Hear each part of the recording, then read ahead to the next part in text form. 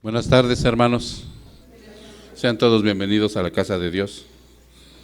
Hoy tenemos la consecutividad de Primera de Timoteo. Ustedes saben que esta carta le hemos llamado que es una carta. ¿Quién se acuerda? ¿Una carta qué? Pastoral. Va dirigida a las cuestiones de la iglesia, va dirigida a dar instrucciones de cómo se maneja la iglesia, pero también tiene aplicaciones para nuestra vida.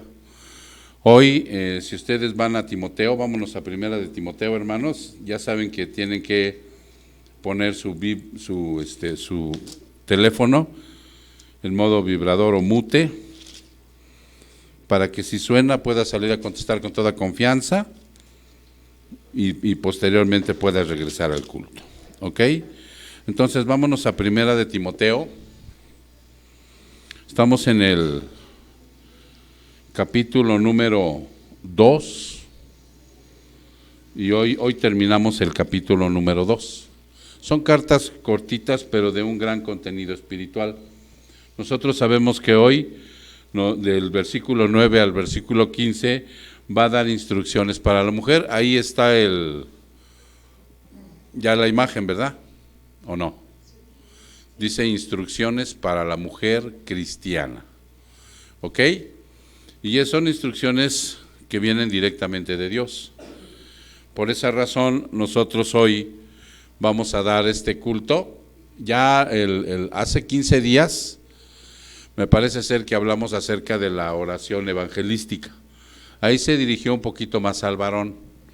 Entonces, como ustedes pueden ver aquí en la entrada del capítulo del versículo número 9, Sayus, si lo pones, dice así mismo, ¿verdad? Así dice, así como habló arriba acerca de la oración, dice así mismo. Ahora vamos a entrar en estas instrucciones, para que de esa manera ahora la mujer hoy y tanto el varón pongamos atención para saber cuál es su rol, cuál es el rol de la mujer, y sobre todo nos habla de algunas instrucciones acerca de su de cómo se atavía la mujer, cómo se viste, cómo se maquilla, cómo se peina, cuál es la actitud de su corazón al realizar todo esto. Y es algo bien importante, hermanos, porque la mujer a través de todos los siglos ha estado muy en algunas etapas de las culturas, ha estado muy devaluada, ¿no? Y a veces el hombre la sigue devaluando, y no es así. No es así. Ante los ojos de Dios tenemos las mismas, ¿cómo se le llama? No, o sea, somos iguales ante los ojos de Dios, para que me entiendan. La mujer no es menos ni el hombre es más. Somos iguales espiritualmente, ante su presencia, ante todo lo que Él dice. Pero por el pecado muchas veces esas situaciones se malentienden, se tergiversan, y tanto la mujer y como el hombre pasan a ser perversos. Y eso vamos a tocar un poquito el día de hoy. Entonces, vámonos, hermanos, a la palabra. Prendan sus Biblias, abran sus Biblias, y nos vamos directamente a Primera de Timoteo, capítulo 2, versículo 9. ¿Ya están ahí? Ok. Asimismo, que las mujeres se vistan con ropa decorosa, con pudor y modestia, no con peinado ostentoso, no con oro o perlas, o vestidos costosos, sino con buenas obras, como corresponde a las mujeres que profesan la piedad. Que la mujer aprenda calladamente con toda obediencia. Yo no permito que la mujer enseñe ni que ejerza autoridad sobre el hombre, sino que permanezca callada. Porque Adán fue creado primero y después Eva, y Adán no fue el engañado, sino la mujer, siendo engañada, completamente cayó en transgresión. Pero se salvará engendrando hijos si permanece en la fe, amor y santidad con modestia. De entrada, ante esta perspectiva que tenemos aquí, podrías pensar que Pablo está siendo un tanto o un cuanto misógino. ¿Qué es eso? Exactamente, que odian a la mujer y que la quiere mantener como muy abajo del hombre, ¿no? Pero la verdad es que no. Por eso cuando la Biblia habla, Dios habla y da instrucciones, y por eso tenemos que aclarar qué es lo que está diciendo aquí el Señor a través de Pablo. ¿Sale, mis hermanos? Porque así como que cuando los varones ven estos versículos, así como que mantente callada, no hables. No quiere decir eso, sino vamos a ver exactamente qué instrucciones da. Pero vamos a orar. Padre, te damos muchas gracias, Señor, en esta preciosa mañana, en donde has convocado a tu pueblo, Señor, y tu pueblo, al ser obediente, está aquí. Está aquí, Señor, para hacer comunión contigo. Esa es la famosa koinonía. Es una comunión, Señor, que hacemos contigo. Es esa relación de tipo espiritual, Señor, en donde nuestros pensamientos, nuestras emociones y nuestra voluntad, Señor, se unen a las tuyas para que podamos, Padre, recibir tu instrucción, obedecerla, Padre, y ponerla en práctica. Esa comunión, Señor, esa koinonía, ese vínculo, Padre, que tú has creado entre tú y nosotros, es sagrado. Es sagrado, Padre, porque tú eres ese Dios todopoderoso que se ha quedado con nosotros, nos ha dado revelación, instrucción, amor, cuidado, para que un día, mi Señor, tú nos lleves a tu reino en una eternidad. Gracias, Señor. Honra y gloria sean para ti, en el precioso nombre de Cristo Jesús. Su pueblo dice, amén. Ok, ahora sí, mis hermanos, vamos a desempacar esta palabra, porque esto lleva una gran dosis de muchas verdades que tanto nosotros los varones como las mujeres tenemos que aceptar y que a veces tenemos un poquito distorsionadas. Por lo que se acaba de leer, les digo, mucha gente, inclusive los que son depredadores de la Biblia, inmediatamente tildaron a Pablo de un hombre misógino, un hombre que odia o que está resentido con las mujeres. Ese es un misógino. Alguien que no valora a la mujer, que la maltrata, que la denigra. Ese es un misógino, un cobarde que golpea inclusive a la mujer. No se le puede llamar de otra manera. Pero no, Pablo no es eso. Pablo no es eso. Pablo va a poner en su lugar con las palabras de Dios lo que es el hombre y la mujer y las responsabilidades que tenemos tanto en la vida cotidiana como en la iglesia. Sí, la vida cristiana no es fácil. La vida cristiana conlleva cambios de juicios y actitudes para que cuando yo llego al Evangelio, lo primero que tengo que aceptar es que soy un perverso, que ha vivido toda su vida en pecado y que ha ofendido a Dios de una manera que ni me imaginaba. No, llegar a la iglesia y decir, ay, es que me siento bien, es estar autoengañado. No, se empieza uno a sentir mal. Se empieza uno a sentir mal. ¿Por qué?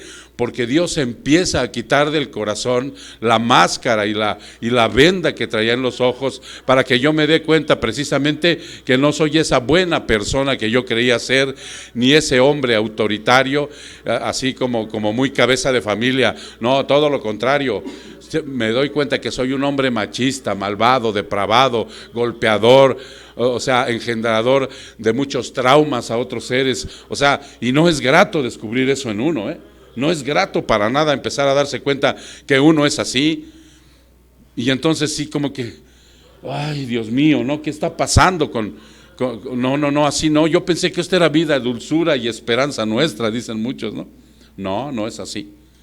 Entonces, por esa razón, como un preámbulo para abordar este tema de las funciones de la mujer en la iglesia, es imprescindible hacer notar que los principios bíblicos no se pueden modificar, hermanos. ¿Ya se entendió? Si Dios dice que es así, así tiene que ser. No podemos alterarlos ni modificarlos, aunque muchos lo han hecho. Muchos, cantidad de gente y por todos los siglos. Por eso a mucha gente le gusta cobijarse en una secta o en una religión falsa en donde no escudriñan esto, en donde la verdad no golpea fuertemente el corazón. Prefiero escuchar unas frases bonitas, unos rezos aislados, ¿cómo se le llama a lo que es permanente? Cotidianidad, ¿sí? O sea, y salir de ese lugar y encontrarme con que verdaderamente no aprendí nada, sino fui a cumplir con un requisito. Pam, y se acabó. Y si te vi, ni me acuerdo. ¿Qué dijo el sacerdote? Es más, hasta me dormí, ¿no? Entonces, ante esa situación, no, hermanos, por eso dice aquí, los principios bíblicos no se pueden modificar, no se pueden cambiar conforme pasa el tiempo o según la cultura que exista en ese momento. No se puede hacer eso. La verdad bíblica en este tiempo con respecto a las funciones de la mujer en la iglesia están siendo alteradas, cambiadas, mal interpretadas y torcidas. Esa es la realidad. Va de nuevo. Ese momento, la verdad bíblica en este tiempo con respecto a las funciones de la mujer en la iglesia están siendo alteradas, cambiadas, mal interpretadas y torcidas. Ahora existe un feminismo cristiano. Ahora existe en las iglesias un feminismo cristiano. ¿Cómo es el feminismo? El feminismo es una enseñanza que apareció, una filosofía que apareció en algún momento de la vida por la razón de que el hombre es muy machista, subyuga a la mujer y se libera, ¿no? Se libera y ahora quiere los mismos principios, quiere las mismas oportunidades, derechos, pero como es torcido, inmediatamente se sale de su cauce y ahora hay muchas gentes marchando sobre la ciudad, haciendo desórdenes, aplicando mucho vandalismo, violencia, exactamente, generando situaciones que no vienen al caso. Pero ahora, dentro de las iglesias existe un feminismo cristiano, pero más sutil. Es muy sutil. ¿Qué es lo sutil? Casi imperceptible, que casi no se nota, pero ahí está. Observemos dónde empezó este problema, hermanos. Vamos a observar dónde empezó este problema. Vámonos a Génesis 3, en el versículo 1. Vamos a Génesis 3, en el versículo 1 al 6. Ahí están las pantallas para que tú puedas observarlos. Y cito: la serpiente era más astuta que cualquiera de los animales del campo que el Señor Dios había hecho. Y dijo a la mujer: con que Dios les ha dicho, no comerán de ningún árbol del huerto. La mujer respondió a la serpiente: del fruto de los árboles del huerto podemos comer, pero del fruto del árbol que está en medio del huerto, Dios ha dicho, no comerán de él, ni lo tocarán para que no mueran. Y la serpiente dijo a la mujer: ciertamente no morirán, pues Dios sabe que el día que de él coman, se les abrirán los ojos y ustedes serán como Dios, conociendo el bien y el mal. Cuando la mujer vio que el árbol era bueno para comer y que era agradable a los ojos y que el árbol era deseable para alcanzar sabiduría, tomó de su fruto y comió. También dio a su marido que estaba con ella y él comió. Ahí empezó todo el desorden. Ahí en Génesis 3, del 1 al 6, ¿sí? Eva decide que Satanás le está diciendo la verdad, que Satanás realmente le está aclarando algo que Dios dejó confuso. ¿Sí se entiende?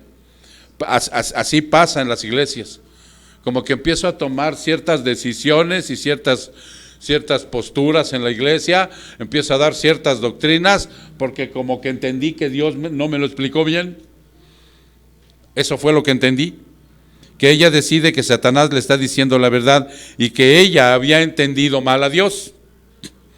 Y tal seducción la llevó a la transgresión, porque esa fue una seducción de Satanás. Entonces ustedes saben lo que es seducir a una persona, ¿verdad? Entonces Satanás sedujo a Eva con mentiras y con engaños prometiéndole sabiduría, prometiéndole ser como Dios, prometiendo tener el conocimiento del bien y del mal. Ella entonces, al seducirla, ella comete el pecado. ¿Sí? Vamos a ver qué dice Génesis 3:16. A través de esa seducción y de ese pecado que Eva comete, dice, a la mujer dijo, en gran manera multiplicaré tu dolor en el parto, con dolor darás a luz a los hijos, con todo tu deseo será para tu marido y él tendrá dominio sobre ti. ¿Qué quiere decir esto? Las mujeres en la iglesia de Éfeso estaban llevando una gran mayoría un estilo de vida impúdico e indecente. Por eso es que Pablo da estas instrucciones. Observen bien lo que las dos palabras que se dicen, impúdico e indecente. Y la ostentación en los cultos de la congregación, y eran propicias para la distracción y las tentaciones. ¿Cómo se imaginan esto? Estaba un culto como ahorita así, y llegaban las mujeres con esos peinados ostentosos, bonitos, un maquillaje exagerado. En ese tiempo se peinaban y se ponían oro en la cabeza, ¿sí? Llegaban con atavíos muy llamativos, como que, digo, tú estuviste antes en el mundo, hermano y hermana. Cuando tú ves una mujer así en la calle, ¿con qué la relacionas? Con una mujer prostituta, ¿no? Porque está llamando la atención, porque está vendiendo su cuerpo, porque se está prostituyendo. Ese es su negocio. ¿Sí se entiende? Por esa razón, Pablo, al ver que estaban sucediendo estas cosas en la iglesia, que ellos habían plantado y que Timoteo estaba pastoreando, le manda estas instrucciones, ¿sí? Eran propicias para la distracción y tentaciones por su apariencia y cómo era su comportamiento. ¿Daban buen testimonio? ¿Cuál era la función de ellas? ¿Cuál era tanto las intenciones como cuáles eran las intenciones del aspecto de ellas así? Eso es lo que le está diciendo Pablo. Estamos viéndolo como un preámbulo, porque en este momento, ¿quién tiene una Biblia de la Nueva Traducción Viviente? ¿Quién la tiene? Ale, ¿me quisieras leer cómo dice Génesis 16? Ajá, Mujeres 3:16. A la mujer dijo.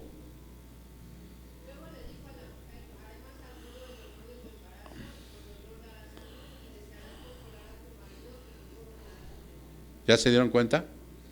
Les dijo Dios en la maldición, tú, mujer, vas a querer controlar a tu marido, y tu marido no te vas a dejar y te vas a ir sobre de ella. Esa es la maldición del pecado. Todo esto, cuando llegas a Cristo, Cristo lo empieza a poner en su lugar.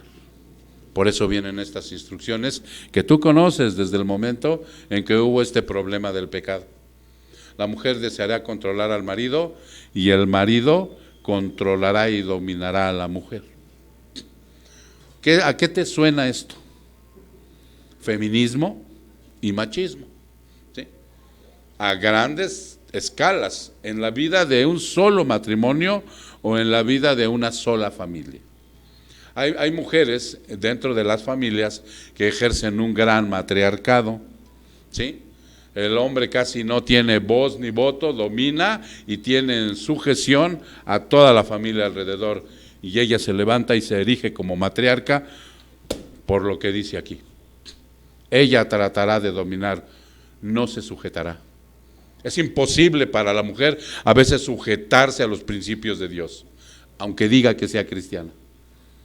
Entonces, ante esa perspectiva, por eso tenemos que ver en el verso 2, en el capítulo 2 del verso 9, vamos a ver lo que dice aquí, para que nos pongas ayos en la pantalla. ¿Cómo era el aspecto de la mujer que se congregaba? ¿Qué apariencia daba? Porque dice, asimismo que las mujeres ¿sí? Ahí se desprende en una orden al arreglo de su atavío. La palabra atavíen viene del griego cosmeo. ¿Cómo a qué te suena, Sandy, el cosmeo? Cosmético. ¿Y el cosmético a qué le suena, hermanos? A cosmos, ¿sí? Entonces todo viene en una derivación porque Dios hizo el cosmos, ¿en qué? En un orden. No está todo así, ¿no? En el cosmos realmente hay una belleza que ninguna persona puede igualar en este mundo al imitar. Pueden crear un bonsái este es un bonsái, no creo que es perejil, ¿no? Pero aún y con todo que podamos ver que lo podíamos menospreciar, es una obra de Dios. Podemos traer un bonsái más bonito, de plástico, que sea más precioso, pero es una imitación. ¿Sí se entiende? Las cosas de Dios, aún simples como sean sencillas, son las mejores. Entonces, ante esa situación, dice que cosmeo, que significa cosmético, que significa poner en orden. Cuando Pablo habla de la ropa decorosa, no solamente habla de la apariencia. ¿Ustedes han visto los videos que ponen aquí, que han preparado los hermanos con respecto al atavío de la mujer y al hombre cristiano? Sí los han visto, ¿verdad?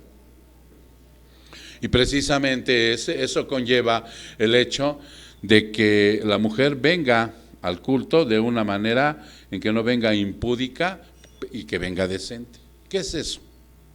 No que venga en pijama, no, puede venir arreglada, pero con modestia. O sea, empieza a quitar esas situaciones de su corazón y de su vestimenta, de vestirse con algo que llame la atención del sexo opuesto. ¿Sí? Esa es la situación. Nosotros inclusive estábamos a punto de meter en el video, porque a muchas mujeres les gusta el escote, a donde hace la rayita los 2 senos. Y le decíamos 3 dedos arriba de eso, que es como debe de venir vestida la mujer cristiana, ¿sí?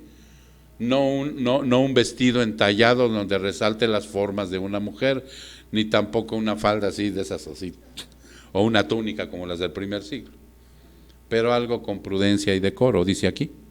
Entonces dice aquí, poner en orden. Cuando Pablo habla de la ropa decorosa, no solamente habla de la apariencia, sino del comportamiento quien la porta. ¿Sí se puede entender eso, hermanas? Un comportamiento de quien porta esta ropa con modestia, listas para que su atavío sea agradable a Dios, a quien vienen a adorar, a donde vienen, a qué lugar vienen. Ya que Pablo también alude a algunas prácticas que estaban causando confusión en la reunión o asamblea del culto. Pudor y modestia significa con dominio propio sobre aspectos sexuales y moderación. Que el peinado no sea ostentoso, dice el versículo, ¿cierto? Que no sea ostentoso, no con oro o perlas o vestidos costosos. Porque ya les vuelvo a repetir, ellas se vestían con ese tipo de peinados así muy extravagantes y que era propio de las prostitutas de aquel tiempo. ¿Y cuál era el motivo y el aspecto de que llegaran hacia la iglesia? Que causaran tentación, que llamaran la atención y que además ostentaran sobre de otras mujeres que no podían tener ese tipo de vestidos tan caros y tan ostentosos, ¿no? Porque esa es la realidad. La cultura de ese tiempo era adherir oro y joyas en los peinados. O sea, si te hacías un chongo aquí, así bonito, tenías un pelo bonito, le adherías oro al peinado, ¿sí?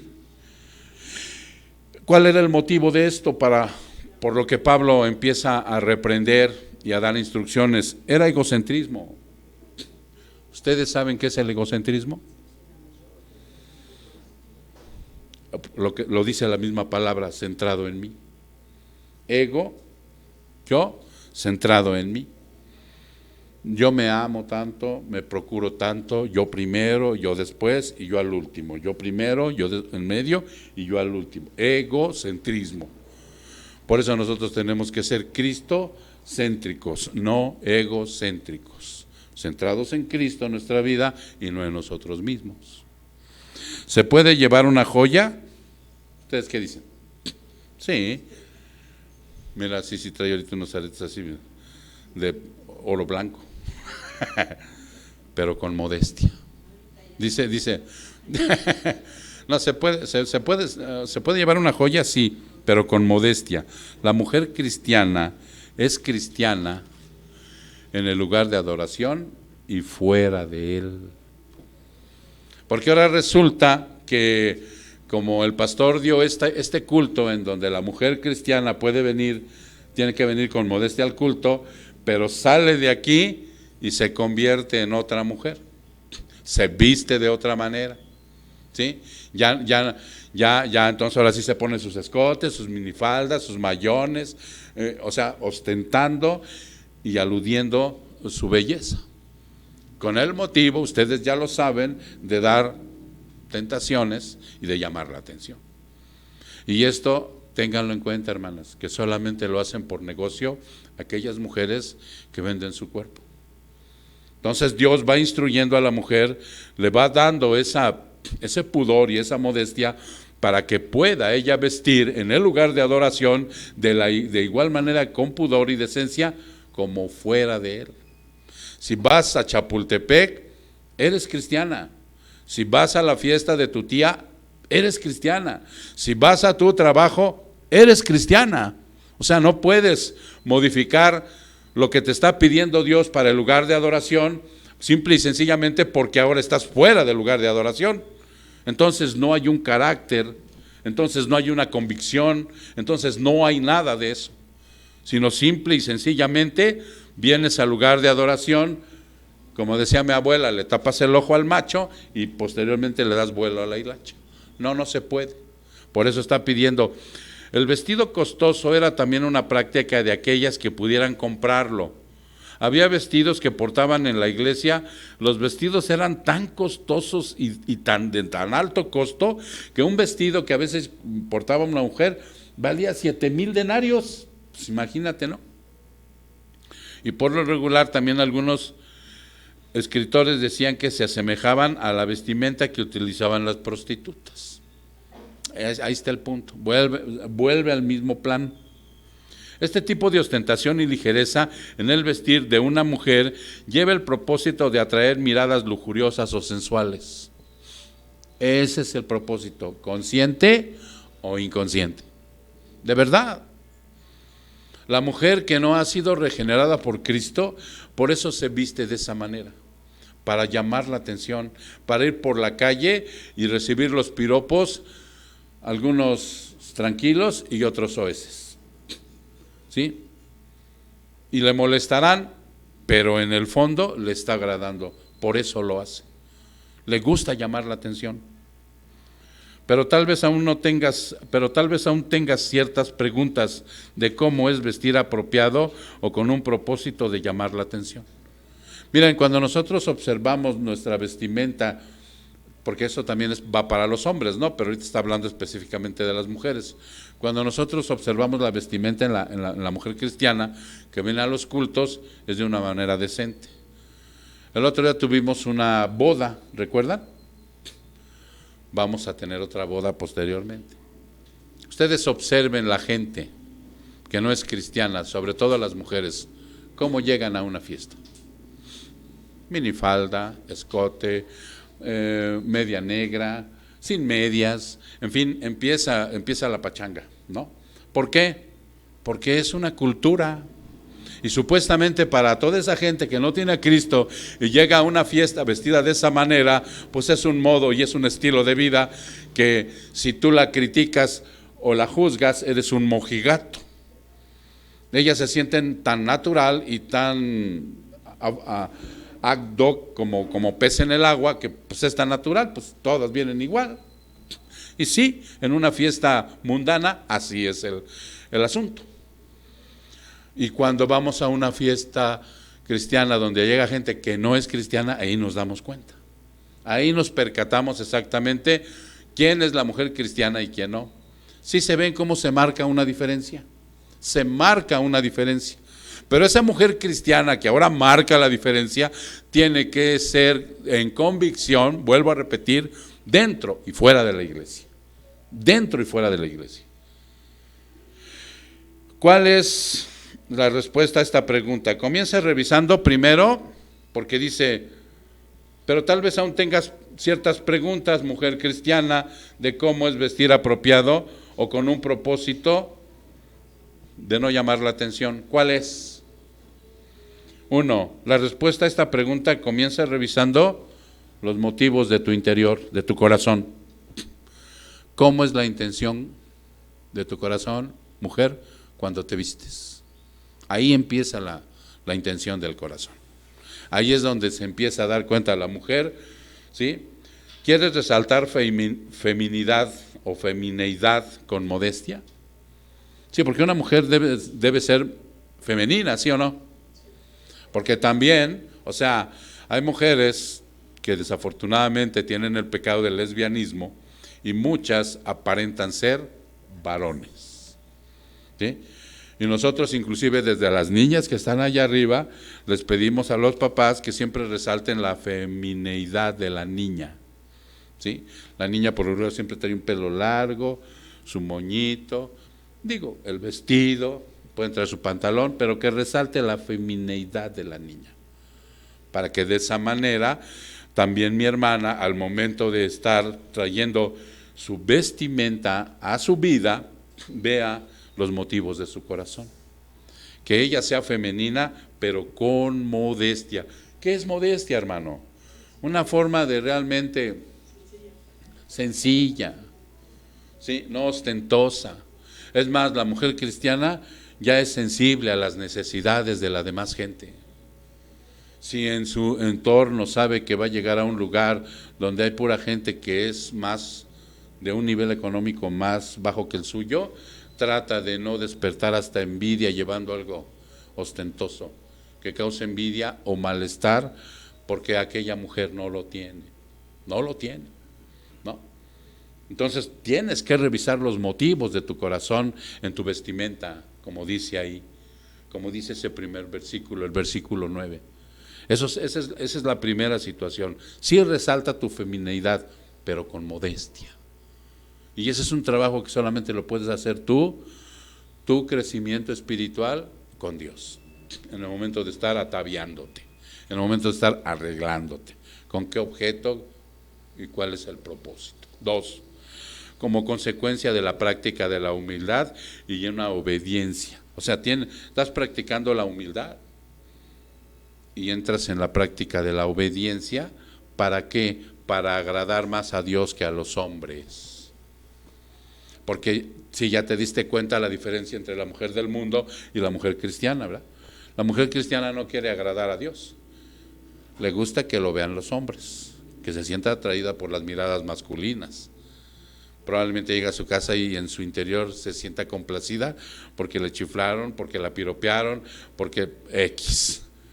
En algunas ocasiones se sentirá molesta porque fueron soeces, pero al final de cuentas es un halago que va directamente a un alma que no tiene la humildad y la obediencia de agradar a Dios. Punto. Sí, no, o sea, el cristianismo no es sencillo. El cristianismo es como debe de ser. Y por eso Dios manda instrucciones. 3, o para llamar la atención sexualmente de los hombres. No. El corazón regenerado de una mujer de Dios conoce y practica el pudor. ¿Sí saben lo que es el pudor? ¿No? Y la modestia. Y esas dos virtudes gobernarán su vestimenta y su apariencia. Esos son los propósitos de su corazón. Ahora, cada que tú te vistas, cada que tú te arregles, cada que tú salgas, vayas y vengas, tendrás que revisar los propósitos de tu corazón, ¿no? Porque también la mujer no debe de ser tan descuidada, hombre. O sea, eso también se los recalco.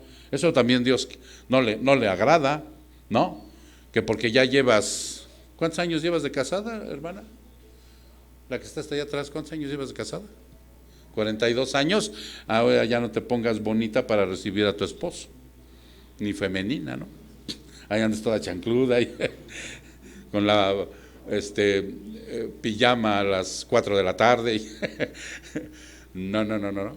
No, también debes de ver, aquí dice, el corazón regenerado de una mujer de Dios conoce y practica, ¿sí?, el pudor y la modestia. Y esas dos virtudes gobiernan tanto su vestimenta como su apariencia. Y no serán piedras de tropiezo. Porque muchas veces la mujer no se imagina en la iglesia que puede ser una piedra de tropiezo. Fíjense lo que dice Mateo 18, el 6 y el 7. Es una advertencia que hace el Señor directamente. Mateo 18. Mateo capítulo 18.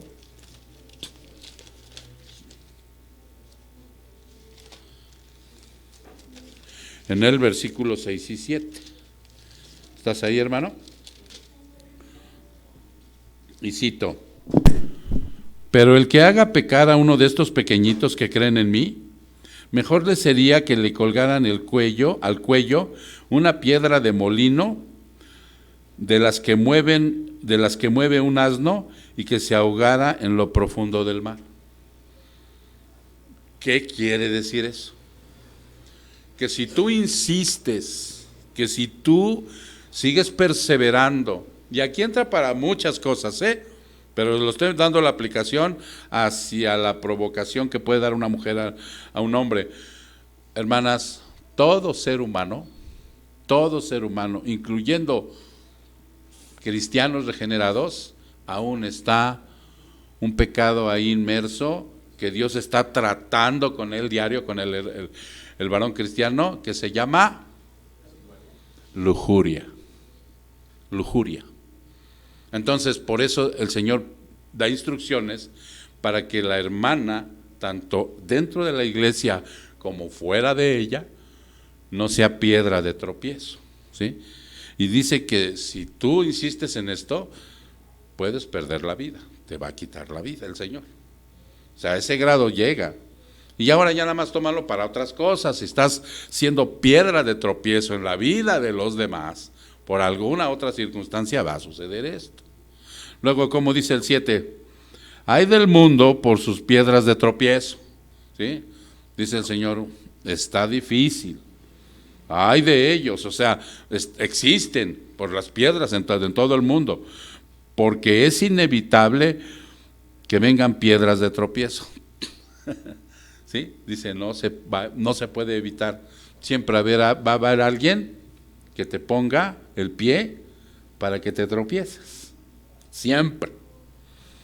Pero hay de aquel hombre por quien ven el tropiezo. Hay de aquel. Cuando el Señor dice, hay de aquel, aguas, ¿no? Aguas. Y en muchos casos no está hablando aquí ya de la condenación eterna, pero sí te quita de circulación. ¿Sí han oído aquel famoso refrán cristiano cuando ora una mujer a Dios y le dice, Señor, o iluminas a mi esposo o lo eliminas? O lo iluminas o lo eliminas. Y el Señor sabrá hacer lo correcto. De verdad, o sea, ya lo vimos el otro día en la Santa Cena, que cuando Él decide que todos están tomando una Santa Cena indignamente, los puede enfermar y hasta morir. No pierden la salvación, pero se van con el Señor. Ya no estén fastidiando aquí. Vámonos. Ok, vamos a ver el verso 10. Sino con buen testimonio la piedad practicada está asociada a una buena conducta, tanto en privado como en público. Las mujeres deben de dar buen testimonio. ¿Qué es eso de buen testimonio? Una conducta adecuada dentro y fuera de la iglesia. Vuelvo a lo mismo. La conducta adecuada se va a mostrar dentro y fuera de la iglesia. ¿Tú cómo puedes dar un mal testimonio de tu conducta de que ahora eres cristiano? Muchas veces te ven bien neurótico en la calle, ¿sí? Muchas veces te ven diciendo groserías. Oye, pero este es cristiano, ¿no? Sí, pero ¿y qué? ¿Qué tal las redes sociales, hermano? ¿Qué tal las redes sociales? En las redes sociales, yo cuando quiero ver el corazón de alguien, me meto a su Facebook y veo sus publicaciones. Y si en esas publicaciones está una serie de puros soez, groserías, albures, o sea, cosas así, entonces quiere decir que ese varón o esa mujer, o sea, aún les falta crecer. Y son hijos de Dios y tienen que dar un buen testimonio para que el nombre del Señor no sea blasfemado. ¿Por qué? Porque aunque dicen, este es cristiano, en el momento en que dicen, este es cristiano, y se decepcionan, no nada más se están decepcionando de ti, se están decepcionando de Cristo.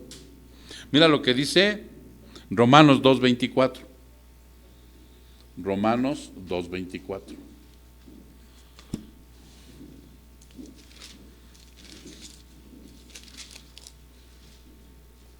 ¿Ya estás ahí?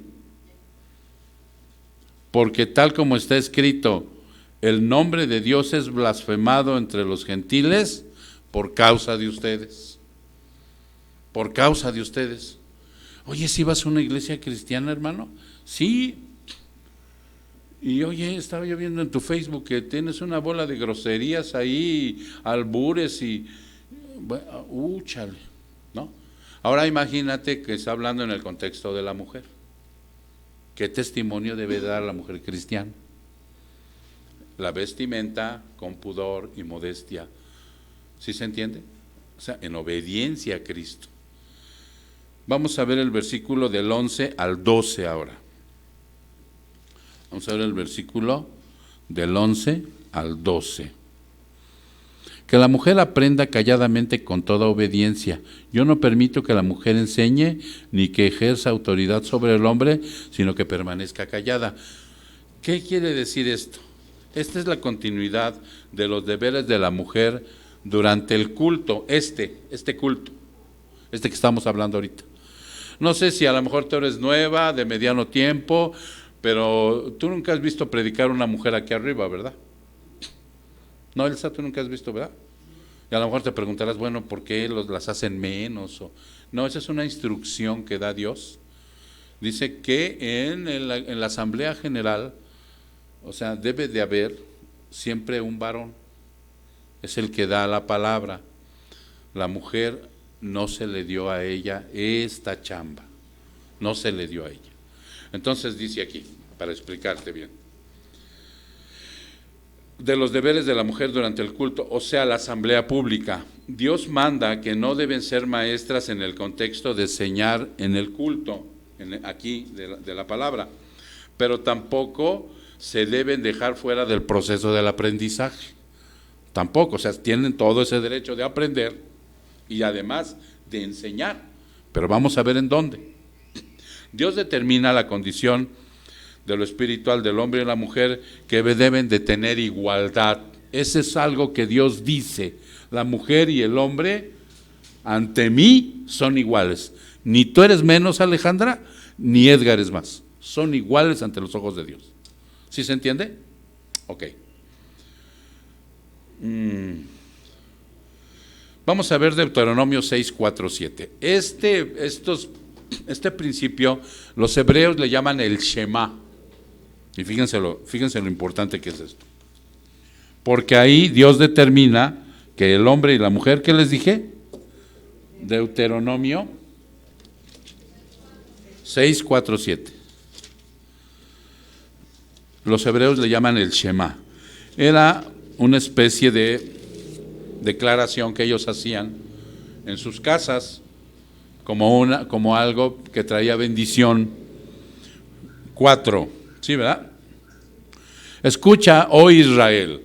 Cuando dice el Señor a través de Moisés, escucha, oh Israel, se está refiriendo a toda la nación, hombre y mujer. No dice, escuchen, oh varones de Israel. No, escucha, oh Israel. El Señor es nuestro Dios, el Señor uno es. Amarás al Señor tu Dios con todo tu corazón, con toda tu alma, con toda tu fuerza. Estas palabras que yo te mando hoy estarán sobre tu corazón. Todo lo que tú escuchas de Dios aquí es lo que Él te manda que tú practiques, que se vayan quedando de una manera sistemática y poco a poco en tu vida para práctica. Para que todo aquel pecado que tú estés practicando en este momento y que te haga infeliz en tu vida, a través de las palabras y los mandamientos y lo que te dice Dios, lo vayas sacando de tu vida. Fíjate bien, si tú tienes un problema con un pecado que ahorita está agobiando tu vida y no te es suficiente con la palabra que escuchas aquí, ven a una consejería con el pastor. Mi esposa, que es la esposa del pastor, y el pastor te van a recibir y te van a dar un consejo.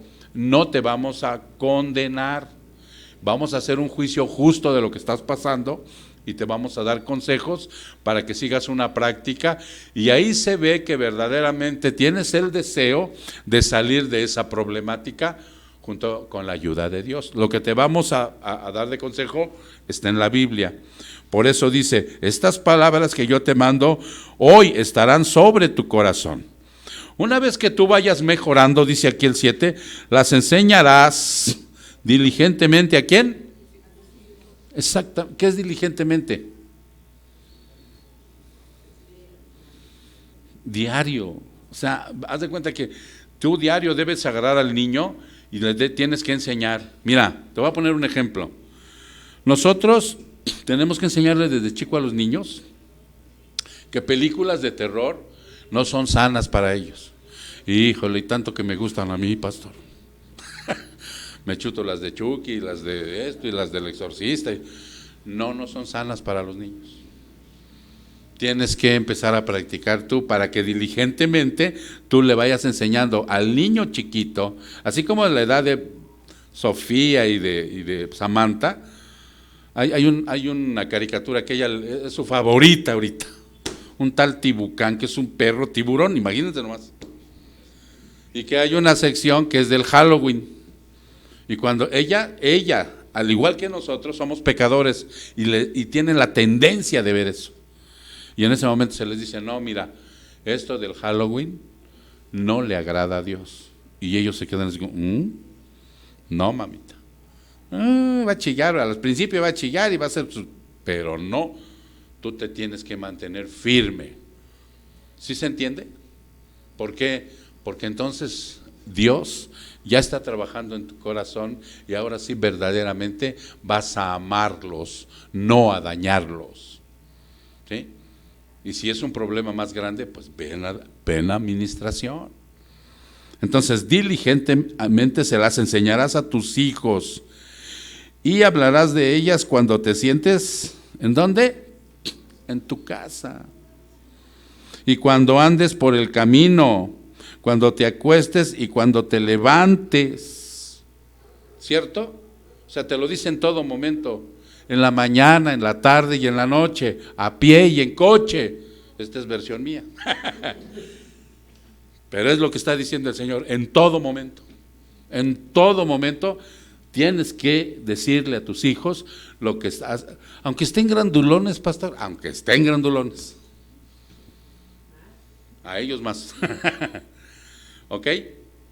Entonces dice aquí el Shema, ambos, mujer y varón, participaban en la formación de los hijos, la ley aplicaba a ambos, la mujer tenía derechos de herencia, fíjense todo lo que tenía derechos de herencia, tenía derechos de igualdad espiritual, etcétera. Pero se diferenciaban sus funciones. Ese es el punto de lo que está aclarando Pablo. Las funciones de la mujer son diferentes. ¿Ya se entendió? Son diferentes. Miren, les voy a leer unos versículos, pero no los pongas, Sayus, ni ustedes vayan a ellos. Ahí los ven en casa. Hechos 10:34, Romanos 2:11, Gálatas 2:6 y Efesios 6:9, todos ellos hablan de que Dios no tiene acepción de personas. O sea, no hace diferencia de personas en la salvación. Los judíos creían que era para ellos únicamente, y les dice Pablo, no, ahora es para todos los gentiles también. O sea, no hace acepción de personas Dios. Todos tienen la oportunidad nada más. O sea, los judíos no nada más, sino todos tienen la oportunidad. Y como suele suceder, hay honrosas excepciones por las circunstancias y Dios puede utilizar a una mujer cuando el liderazgo del hombre no existe. Hay unos ejemplos, tampoco ahorita los busquen en la Biblia porque son varios, pero les voy a dejar aquí a los nombres. Una de ellas se llama Débora, la otra María o Miriam, según sea la versión de la Biblia. Otra se llama Yulda y la esposa de Isaías. Estas mujeres se les llama profetisas en el Antiguo Testamento. Y ninguna tuvo llamamiento permanente para el oficio. Y una quinta mujer llamada Noadias, que era una falsa profetisa. Ninguna de ellas tuvo función continuamente de predicación y enseñanza. Fueron casos excepcionales, en donde no hubo liderazgo de un varón y ellas lo asumieron. Sobre todo Débora. Débora, busquen en la Biblia Débora y vean la función que hizo, porque no había un líder. Les quiero poner un ejemplo. Dios quiera. Muchas veces dice el pastor, Dios no quiera, Dios no lo quiera. Dios quiera que hoy en la tarde yo muera. ¿Saben por qué digo Dios quiera? Porque pues me voy con el Señor. Dios quiera que yo hoy me muera en la tarde. Si no hay un varón que haya levantado aquí el Señor como pastor, ¿quién creen que podría asumir la responsabilidad? Con todo el dolor de su corazón, al rato que vea el culto va a decir, ¡no! Porque ella está bien consciente de las funciones que dio Dios a la mujer. Pero si no hay más, si en ese momento no hay más, hasta que Dios no levante un varón como pastor, ella tendría que predicar aquí. Me pregunta, me decía el otro día, pero yo tengo el llamado. Pues ¿quién enseña en mujeres? ¿Quién predica en mujeres? Matei. ¿Quién enseña allá arriba? Matei. ¿Quién da esto y hace todo? Matei. ¿No? Entonces, la mujer tiene diferentes funciones, pero no puede predicar aquí. Ahora, en la actualidad, hay muchas iglesias con absurdos llamamientos. Ahora son pastoras, ahora son apóstolas y ahora son profetas. Fíjate nomás. ¿Y sabes en qué se basan? En estos ejemplos que acabo de dar. De que Débora, María o Miriam, se llama de las dos formas María, la ponen como María o como Miriam, según la versión. Yulda y la esposa de Isaías y la falsa profeta, que es Noadias.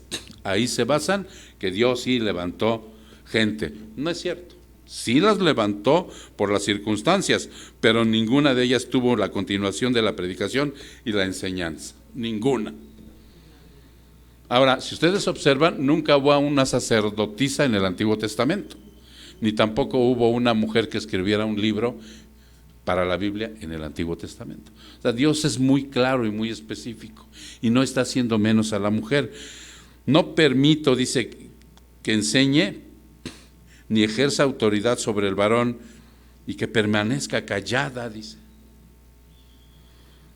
No enseñar ni predicar en la asamblea del culto, es a lo que se refiere Pablo, que no enseñe aquí, que permanezca callada aquí.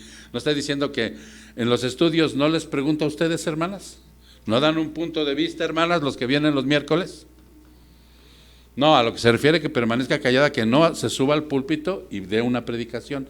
Ese es a lo que se refiere. Los ancianos gobernantes deben ser varones. Los que lleven la batuta del gobierno de la iglesia deben ser varones. La mujer y el hombre pueden instruir a un varón en privado, pero no en público. Había un matrimonio, ¿quién se acuerda de ello? Le doy un sneaker, que instruyó a Apolos. Aquí tienes tu sneaker. Aquila y Priscila era un matrimonio cristiano que instruyó a un varón llamado Apolos, que era un magnífico evangelista, pero le faltaba crecimiento y ellos llegaron y lo instruyeron, ¿sí o no? Perfecto. Las mujeres enseñan a otras mujeres. Aquí hay mujeres que han dado clase en mujeres, ¿verdad? ¿Sí o no? ¿Ya diste clase tú, Sandy? Pues, ¿qué esperas, Mirja? ¿No? ¿Han dado clase o no, hermanas? ¿O estoy equivocado? ¿Han dado clase a las mujeres? ¿No? Pueden ser invitadas a otra iglesia a instruir a mujeres. Salen todas las mujeres de la iglesia e instruyen y les pueden dar un sermón. 5. La comunión en el culto es dirigida por varones, pero claro que puede en otras reuniones, ¿no? En otras reuniones la mujer asume su responsabilidad. Satanás engañó a Eva haciéndole creer que es más importante el ser líder que la sujeción. ¿Sí vieron el principio? Ahí la engañó. Es más importante ser líder que la sujeción. No se sujetó Eva y se cayó todo. Se cayó todo. Por regla general, la mayoría quieren liderazgo. Todo el ser humano quiere ser líder. Los líderes son los dueños de las pesadas cargas. Ahí les va para aquellos que quieren ser líderes. ¿No? Bueno, estaba lloviendo uno, pero como que está haciendo el oscurito. Los líderes son los dueños de las pesadas cargas y la responsabilidad. ¿Cierto? Tírenle al negro. Y oye, y tráeme, y dime, y yo por qué, y tú, y fue, y vino, y aquello. Y la subordinación, o sea, el estar subordinado al líder, te trae mayor paz y tranquilidad. ¿Qué quieres? Tú di qué quieres, porque eso lo da Dios. El líder, la pesada carga. El subordinado tendrá mayor paz y tranquilidad. ¿Qué hago, Pepe? Ah, pues, va. Oye, ¿ya trajiste la idea, Pepe? Sí. ¿Ya hiciste el plan? ¿Ya hiciste el organigrama que te pidieron? Sí. Sale. Tranquilo el subordinado. La subordinación, entonces, hermano, es un privilegio.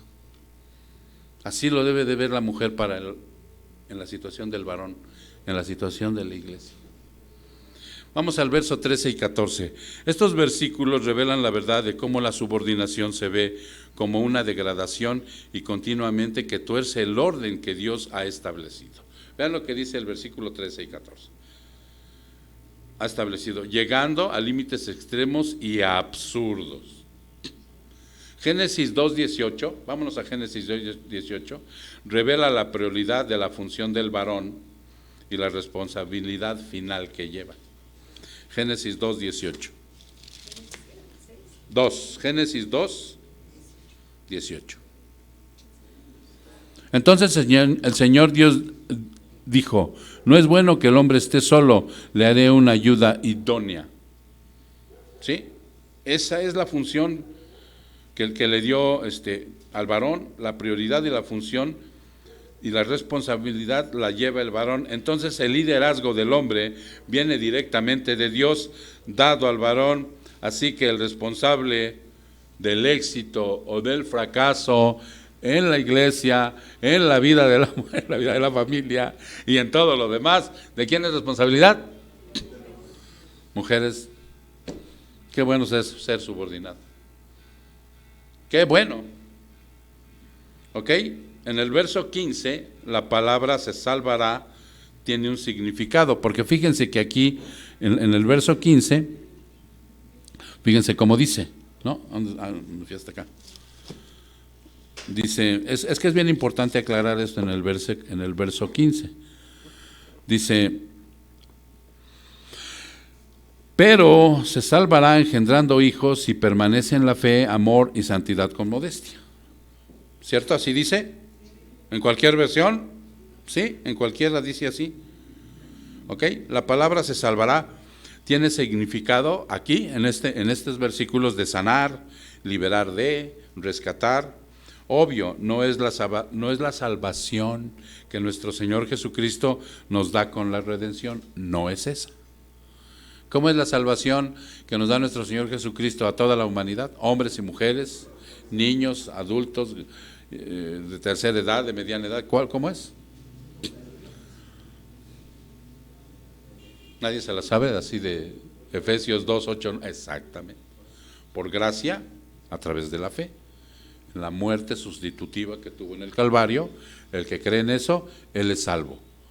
Y no se está refiriendo a que Eva y después la mujer, a toda que tenga hijos, por tener hijos y criarlos, se va a salvar. Va a ir a la salvación, no está hablando de eso. Si se sobreentiende, ¿verdad? Entonces, ¿de qué está hablando? No es obvio que no es la salvación que nuestro Señor Jesucristo nos da con la redención. Lo que realmente Dios a través de Pablo está diciendo es que aunque Eva dio a luz al pecado por desobedecer, ahora tiene la oportunidad de quitar de su vida ese estigma. Es un estigma que tiene Eva y la mujer. Por eso es que en el versículo más atrás dice: Adán no fue el engañado, sino que la mujer, siendo engañada completamente, cayó en transgresión. ¿Quién fue la engañada? ¿Quién lleva la responsabilidad? Adán. ¿Sí? El Señor no responsabiliza a Eva, responsabiliza a Adán. Y todo lo que nos va a pedir cuentas, varón, es a nosotros. Nos va a pedir cuentas de la familia, de los hijos, de lo que nos dio en mayordomía, nos va a pedir cuentas. Sí, no te hagas el oscurito, nos va a pedir cuentas a nosotros, no a la mujer. ¿Ok? Entonces, dice aquí que aunque Eva dio a luz al pecado, sí, porque hay un versículo que dice que con dolores multiplicará los dolores de parto.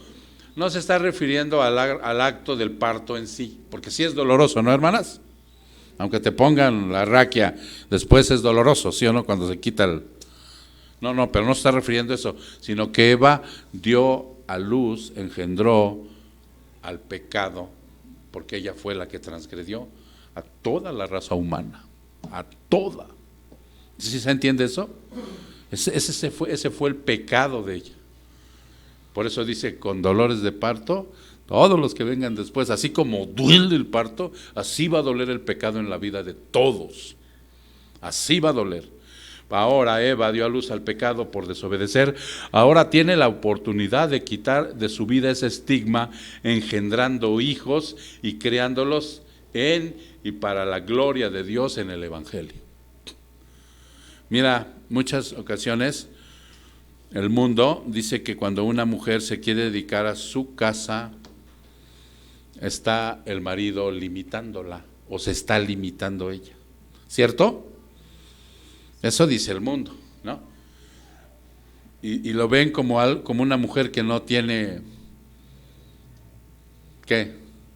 Ambiciones, ilusiones, como algo así como hay, ¿no? Hasta algunas mujeres empresarias o que tienen algunos puestos en el gobierno, funcionarias y todo esto, las ven mal. Ay, oye, ¿a qué te dedicas? Pues estoy criando a mis hijos. Ay, qué mediocre es esta mujer.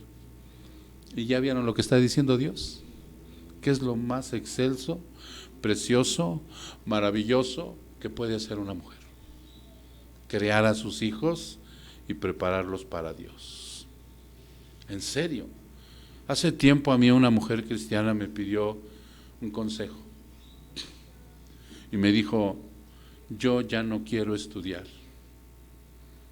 Ya no quiero estudiar. Le digo: ¿por qué, mija? Dice: porque yo quiero casarme y tener hijos y criarlos para el Señor. Yo me quedé así, ¿en serio? Nunca me había llegado una mujer así. Y que voy a 1 Timoteo y dije: wow. Le digo: ¿viste este versículo? Pues algo, dice: sí, lo he visto. Pues estás pidiendo lo más precioso. Adelante. Adelante, le dije: ¿estás segura? Después no voy a salir con que, ay, no, estoy segura. Perfecto. Dios te dará la fortaleza, la fuerza. ¿Dónde creo que el marido no es muy buen líder? Pero no importa, ella tenía la decisión. No, tenía la decisión. Entonces, no hay problema. No hay problema. Y de verdad, eso es lo más maravilloso que puede tener una mujer.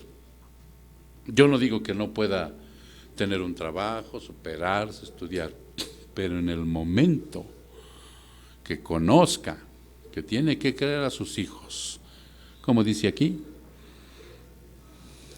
15, pero se salvará, se quitará el estigma, será gozosa, dichosa, feliz, bienaventurada, una de las mujeres más preciosas en la vida, si engendra a sus hijos, si permanece en fe, amor y santidad con modestia, que los forje para el Evangelio del Señor, para su gloria, para su honra, ¿sí se entiende? Eso es lo más precioso, hermanos. Son instrucciones que da el Señor y tú tienes que obedecer, mujer. Y tú, varón, tienes que apoyar lo que hoy escuchaste. Porque no nada más es la mujer que obedezca, sino el varón tiene que apoyar lo que hoy escuchó de lo que es benéfico para ellas. ¿Sale, mis hermanos? Nomás te voy a leer la última. Aunque Eva dio a luz al pecado por desobedecer, ahora tiene la oportunidad de quitar de su vida ese estigma, engendrando hijos y criándolos en y para la gloria de Dios en el Evangelio. Eso es lo más maravilloso que una mujer cristiana está destinada a hacer. Vamos a orar. Padre, te doy gracias, la honra y la gloria porque nos has permitido escudriñar tu palabra a través de tu verdad. Son instrucciones, todas las instrucciones que tú das, sí no son difíciles, Padre, pero no imposibles. Sí nos causan a veces cierto malestar, proceso de tiempo, para poderlas asimilar y llevarlas a cabo. Mas yo te pido, Señor, que en esta preciosa mañana, esta palabra tú la confirmes en el corazón de todos los que hemos escuchado y de todos los que escucharon a través de las redes sociales, para que a la brevedad posible, Señor, se pueda empezar a practicar esto y podamos, Señor, seguir el diseño que tú nos has dado. Yo creo que para ti no hay imposibles, y si alguien que ha cometido el error de agredir, Señor, tus principios, y quiere esa mujer dejar de ser pastora, profeta o apóstola, que tú le redargullas fuertemente en su corazón para que pueda obedecer, Señor. Yo tengo fe en ti y cómo tú haces las cosas, Señor, para que de esa manera a nosotros, Padre, que seguimos esta instrucción, nos sigas dando la fortaleza para que el día de mañana nos evites torcer lo que tú has instruido para nuestra vida, como hombre y como mujer. Gracias, Señor, a ti la honra y la gloria, en el precioso nombre de Cristo Jesús. Su pueblo dice, amén.